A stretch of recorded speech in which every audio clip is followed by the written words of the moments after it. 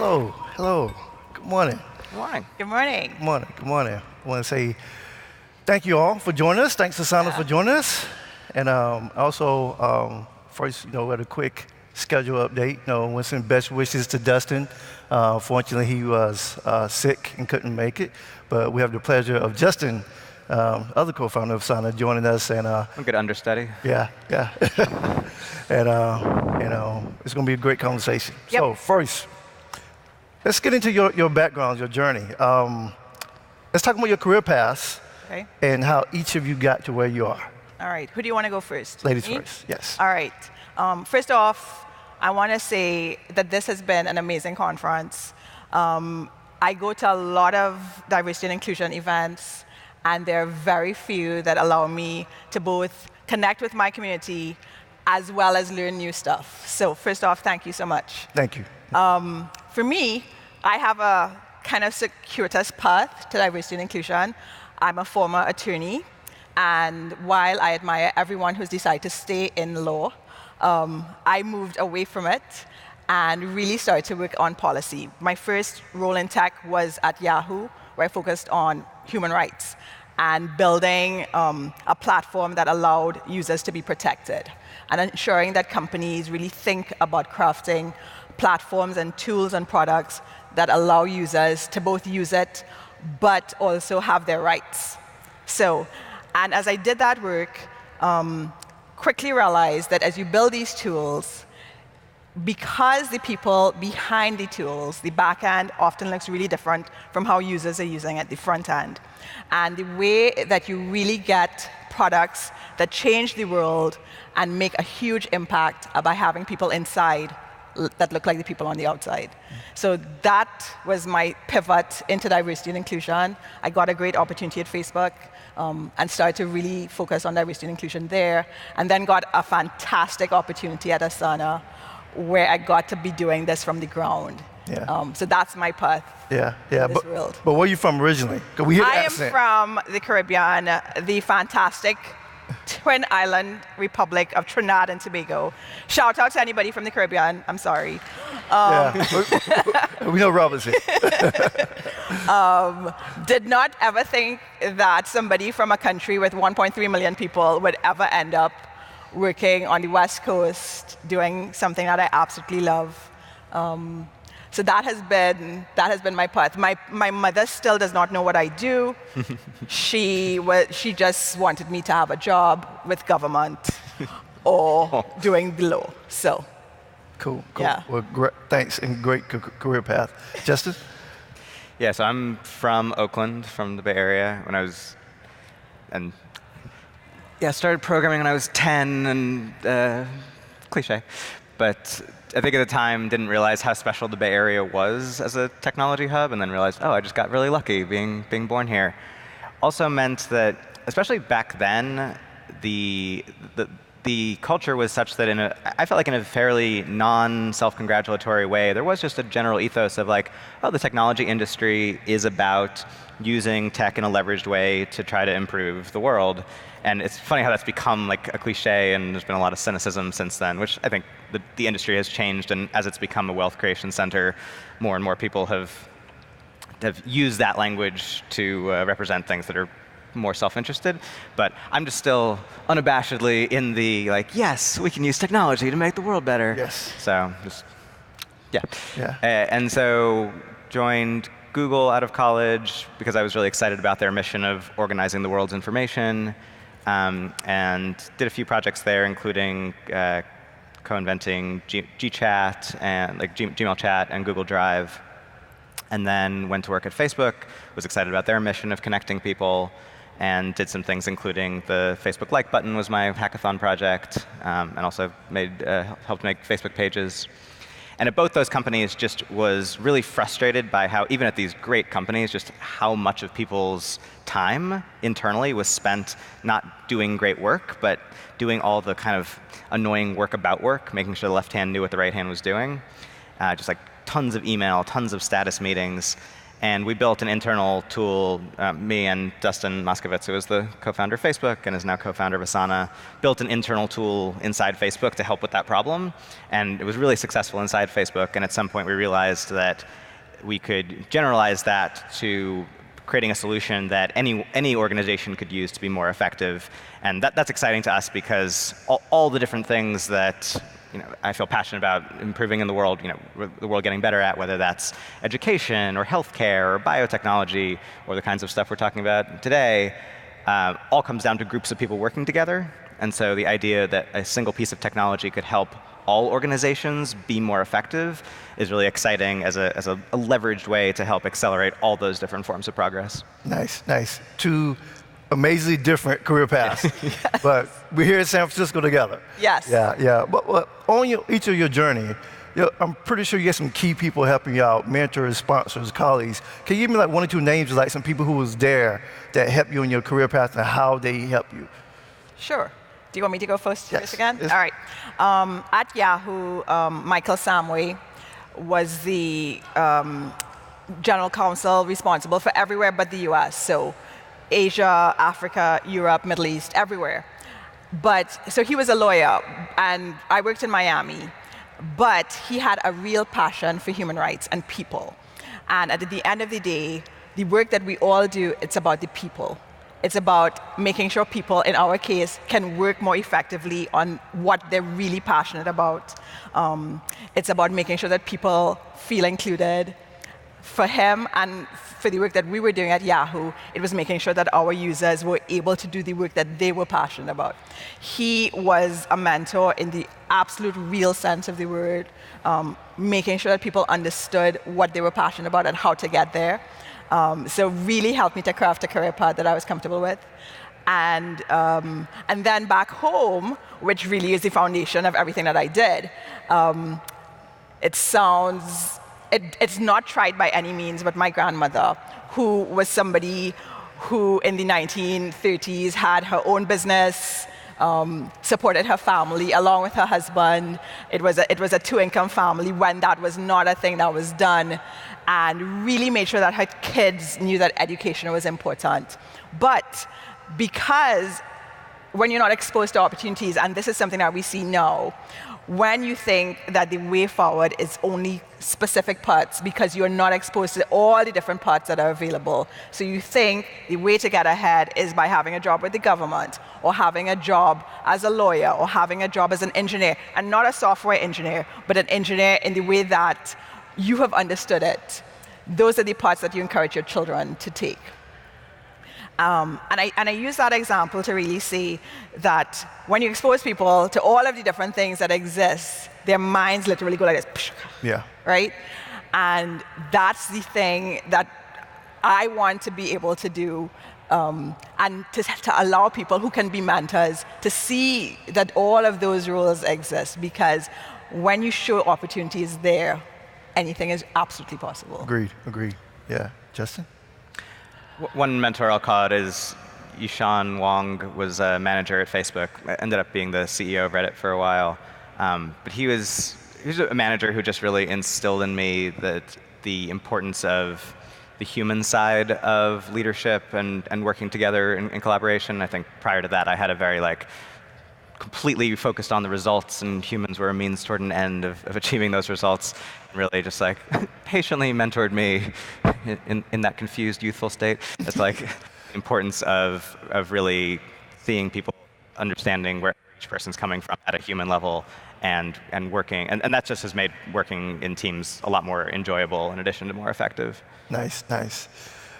So we've seen a trend. Yesterday we had a panel with head of diversity officers. It was trends in diversity and inclusion. And one trend that I would say if we would have did this a year ago, it would have been the hiring of head of diversity officers at tech companies. Why was it important to hire Sonja for this role at Asana? Yeah. So maybe I'll talk first about just our general philosophy on the area. So we are really passionate about building a great culture. We talk about how we design the culture with the same kind of care that we design the product. A lot of times people just treat culture as something that emergently happens in an organization. We felt it's important to really think carefully about what kind of world and interaction style and general processes do we want to have. And one enormous part of that for us is that we want to have an organization where everyone can come and be their full self and bring their full self to work, which seems sort of obvious, like you're a human being 24 hours a day. Surely you should be able to be that same human being and work. But I think that turns out to be fairly unusual, and there's often little ways in which you're asked to constrain your beingness. And so we want to just make it as much as possible a radically welcoming place where everyone can feel truly at home. So one huge component of that is radical inclusion, is it needs to be a place where, regardless of what your role is in the company, regardless of race or sex or gender identity or sexual orientation or anything at all, that no matter what it is, you can feel completely at home. And there's a huge number of things that need to go into that. Diversity ends up being, I think, a prerequisite for creating an environment where everyone can feel that kind of inclusion. And so it's just something we wanted to invest in as a culture, certainly in the long run. And then in terms of why we did it so quickly is that we realized that it's critical for you to build that ethos into a company as early as possible. And there were lots of steps we had already taken. We had already had different trainings, all hands trainings on how to be a better ally to different underrepresented communities. We're often doing anonymous internal surveying to get a sense of how, whether we were in fact succeeding at creating that kind of culture. But it's particularly important to get right soon, especially on diversity, because it's so easy to get into a vicious cycle where now you have an entire group that's not present, and then it's very hard to hire people from that group because, understandably, that doesn't feel inclusive. So we just wanted to, as soon as possible, invest in that part of the culture. And so I think we were the smallest tech company to ever have a full dedicated role for D&I. Yeah, and how many employees do you have now? We now have 240. And when Sonja was hired? 140. 140? Yeah. That's great. Yeah. So Sonja. Yep. You've been about how long now? A year? No, 10 months. 10 months? Wow. Huh. Feels okay. And Justin touched on some of the programs that Asana has done. But what have you learned since joining in the 10 months and going on at, working at Asana, and what have you learned, not just for the company culture, but as you as an individual in that role? A couple of things. You can have intention, but you also have to have this as a priority. And by that I mean, you have to be driving this through as a business priority. So one of the great things that we do at Asana is that we set aside time to really plan out the work that we're going to be doing during a 3-month period, which we call episodes. And rather than think about work as a big chunk of work that you're trying to achieve, it's about, well, what are we trying to achieve for our program in this specific period of time? And what are the actual actions that we're trying to achieve that are measurable? So it's really been about crafting, rather than saying that you have this intention to create this diverse and inclusive culture. That's great. But what are the actual actions that you're going to be doing? What are the metrics that you're going to be measuring? What's the clear strategy that you're setting out? How are you going to get there? And you're accountable to the entire company. If you fail, we have a process that we call 5 Whys. And this is not to cast blame on you, but really to sit down with you and say, well, what happened? What didn't we do? What can we do better? I think that the process is fantastic because it makes sure that you're thinking about this in terms of, for us, building a culture. Well, what are the actions that we're taking around building that culture? So one of the things that I did as I thought about that around building our culture, for example, was from the start, when new Asanas join, we do an onboarding session. As we do around everything else in the company, we talk about diversity and inclusion. This is what this means for us. This is what we want it to mean for you. Here are the actions that you can take to help us get there. Then we talk about, and then we track the sorts of results that we get there. Then we talk about recruiting. how are we finding the best people? Because you can have all the great intentions, but you have to actually bring people in. So what are we doing around recruiting? Having really clear, tangible actions that we're taking in those episodes, and then measuring for success. And then the final part is that inclusion piece, that thrive piece. How are we making sure when we get people into a company that they're actually thriving, and setting out programs over the period of time that get us there. Your second part of the question was around what I'd learned. Yeah, personally, like in this role. Take joy in some of these small wins. Diversity is a really long journey, and getting to a place where you create a culture and a workplace that is as radically inclusive as you want it to be takes time. And for me, one of the things that I've learned is there's a great network of leads and peers that I can reach out to and talk to and connect with, because we're all doing this work together. But we can all take joy in the small wins that all our companies are having, and enjoying that and celebrating that, and then moving on to the next thing. Because we often forget, because we're trying to get to this place, we forget to enjoy the pieces that get us there. Yeah, that's great. And also to be able to have people like Wayne that I can reach out to and have conversations with, and who keep it very real about what we're doing, that helps immensely. Yeah, thank you.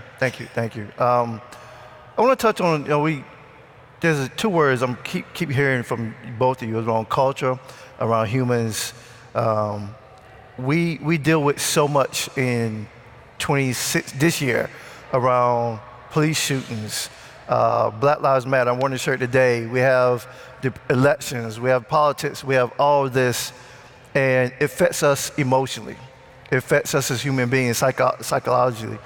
To your point about us all being humans and about the culture, how has Asana embraced or even what would you like to see tech companies as a whole do more to support individuals at the organization level on a day-to-day when these situations happen in the world, but we want to come and be productive. We want to come in and change the world. We want to come in and code or product manage or do BD or sales or accounting or administration, all the roles, but there's this other world happening out here that we think is not us, that's not Silicon Valley, that's not the Bay Area.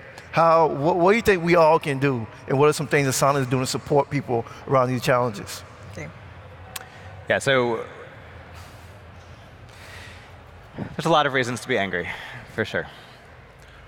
And I think part of it is just, as we were saying, part of being, sometimes those conversations can feel inappropriate for a workplace. Sometimes some of those feelings can feel inappropriate for a workplace, even if you can talk intellectually about that subject. Maybe like showing your full rage or like crying would be considered like, don't do that at work. And so we really try very hard to foster a culture in which like all those conversations and all those feelings are totally appropriate. And so it's one thing to just talk about that in the abstract. We've also had people come by and do all hands or talks to the company, going into what is the black experience for people in tech and outside of tech. What's people from the transgender community talking about that experience.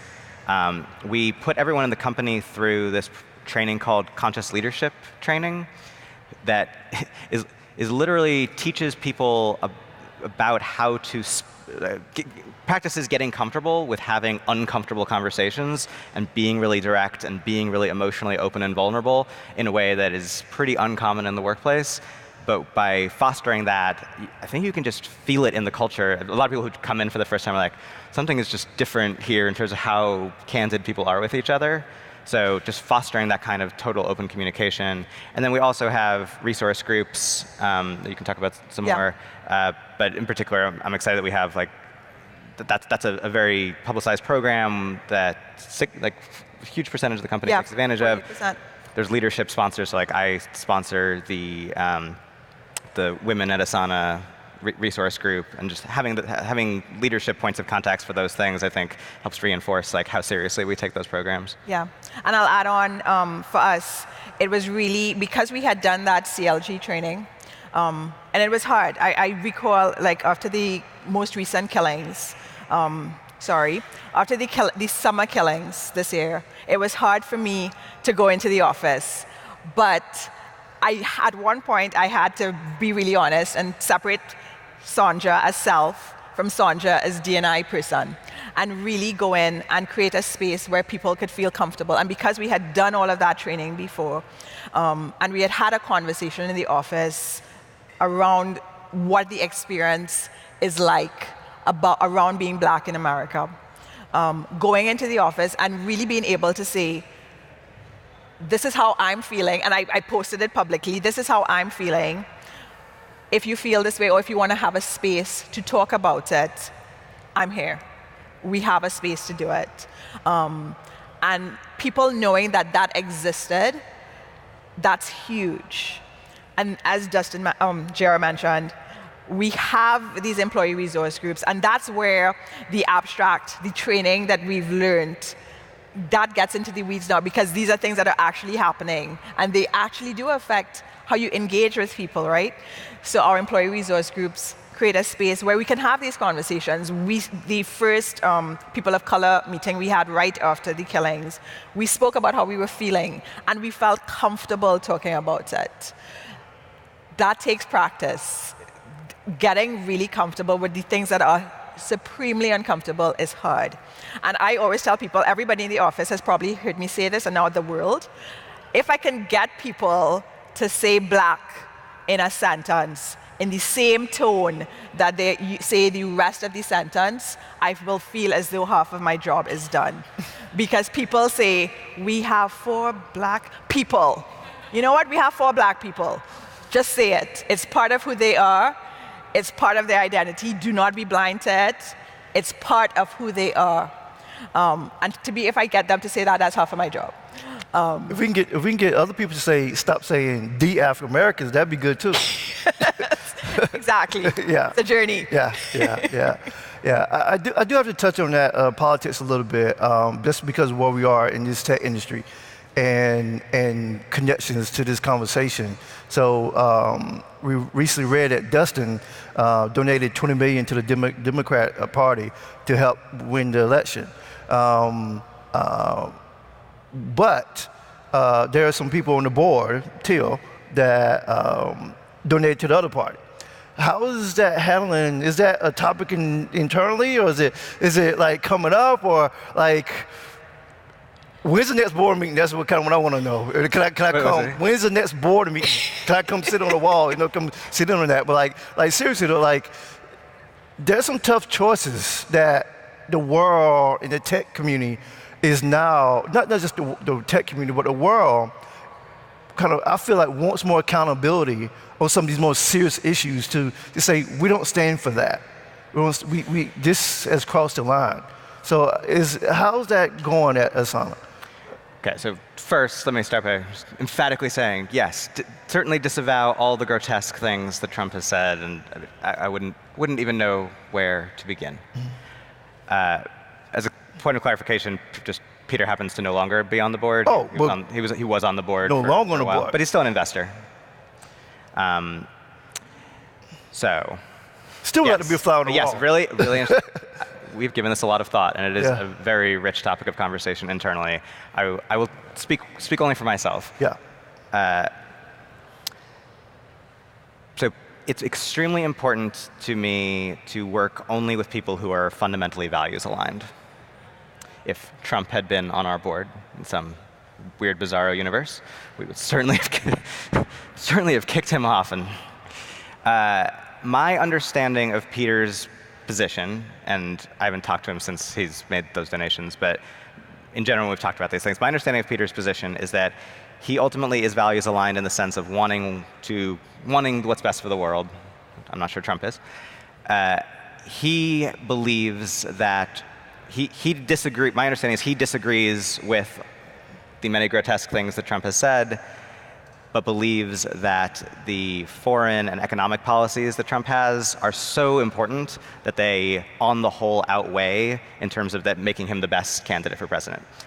I strongly disagree with that intellectual position, but it is an intellectual position I can wrap my head around.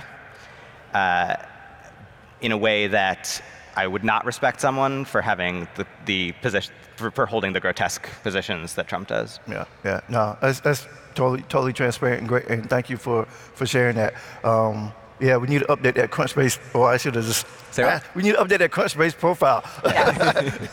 But I will add on as well that because of the type of company we are, this is a conversation that has been transparent. Dustin has spoken about it publicly with any company. Everybody has weighed in. We have been completely transparent. That's one of the beauties of our platform. There's transparency, and so people know how we feel. Yeah, that's great. Hats off to Asana. Yeah, and Dustin even sent out like a long internal memo kind of going into more detail about the logic I just laid out. And also making sure that it's an inclusive place for people who work at Asana who might be Republican. Yeah. But just being really clear, but Dustin and I have been really clear, as individuals, we've both taken efforts to try to avoid a Trump presidency. Yeah, that's good. And you have the platform to do it too. Yeah. So, quickly, you have a nonprofit also. Yeah. What was the just behind your nonprofit and to change the world and have this impact? Can you share a little bit about that? Yeah, so I'll tell you about, as I mentioned at the beginning, I'm just really emphatically excited about, in general, I just want to do everything I can to serve life, serve love, serve the world. Generally, when you hear people say that, you think of doing nonprofit work. I think that there's huge opportunities in the for-profit sector, like huge opportunities to leverage technology in order to improve, everything from government to economics and improve the conditions of poverty. There's all these different exciting opportunities. And I would love to see more of our most talented people be working on those most important civilization level problems. And I also understand Asana doesn't, sometimes people are like, well, it's interesting that you work on Asana. That doesn't sound like fighting poverty, all these things. But as I explained earlier, we just see that as kind of the internal tools team for all the other organizations that can be doing good in the world. So I sometimes talk about this as, in the long run, I would love to see everyone who's passionate about improving the condition of life and who has skills to bring to bear on that, think of ourselves as actually working together on this one project, this one meta project to help humanity thrive, to help life thrive. And instead of seeing different companies as in competition, see us all as different departments of this one kind of global meta intention to improve the human condition, get to sustainability, avoid a lot of the global systemic challenges that we're seeing in the world, and generally just create a much better world for everyone on the planet, humans and animals. Yeah, that's good. Thank you. Yeah. How you do that is very complicated. So far I've been doing public speaking and trying to just talk about this as an idea, and more have ideas about trying to bring together capital and influencers and different constituents to to put money where mouth is, put action where mouth is, and more concertedly see how we can apply the leverage of tech to those global systemic challenges.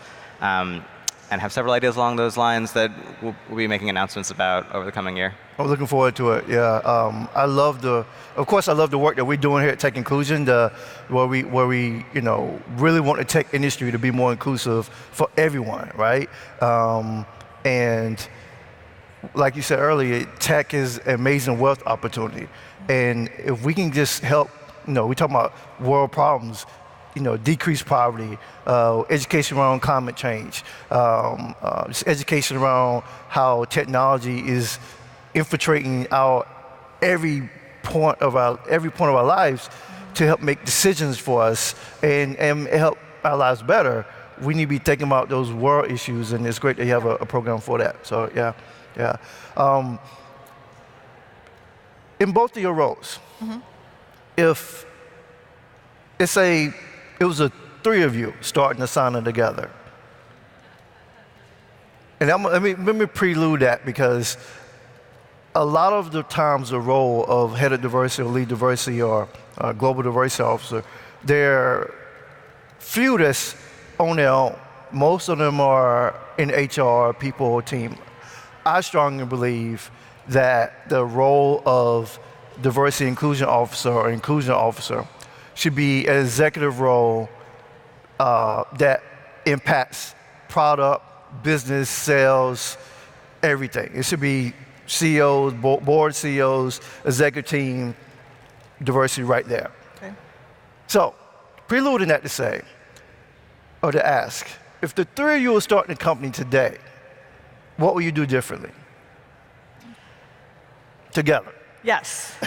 That could be sourcing.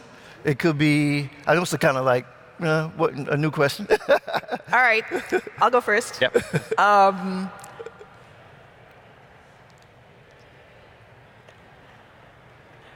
In the same way that you think about your product and what you're trying to create, I go back to about the people.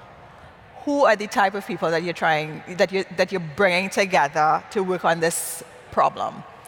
And because we're trying to solve something that is a challenge, we need to have people with different perspectives and different backgrounds from the start.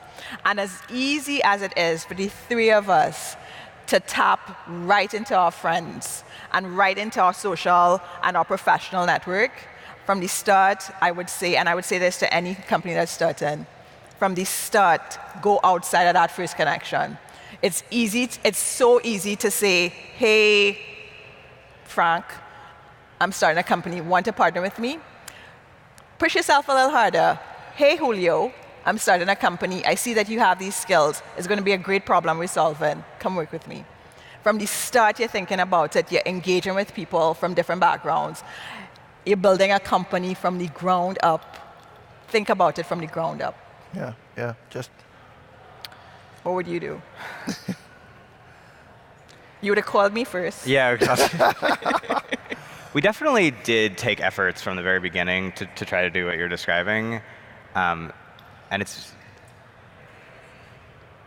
yeah, I can imagine just having engaged. I'm not sure companies like Pyramid existed. Paradigm, yeah. Paradigm No. Existed at the time. Or change Callus. What's that? Or his company. Okay, yeah. But I think, starting in 2016, we would engage with those kinds of resources from the very beginning, because that's such an easy way to get connected to people outside of our network. I think that's the only thing I can think of. I think, because if you think back to how you started to reach out to people, I think it's probably as well about thinking about the processes from the start. Just as you giving it that priority from the start, but it's hard to prioritize when you're trying to do all of these things and trying to build a product. So it's kind of encouraging founders to start thinking about it, give it the same priority as you think about all the other things. That's easier for us to say in abstract now that we're doing it than to convince somebody who is newly doing this to really start thinking about it. But I would highly encourage anybody who's thinking about it. Just as an example, when I was in the business and human rights world, one of the things that we did there was reach out to startups and say, you have to be thinking about how you protect your users from the start, because it's going to happen faster than you realize that a government is going to be interested in what you're doing or interested in your data. Think about building in those processes from the beginning. So it's almost the same thing. Oh, that's great. That's great. Well, I want to thank you both for joining us, and appreciate you being a part of Tech Inclusion, and hope to have you back next year.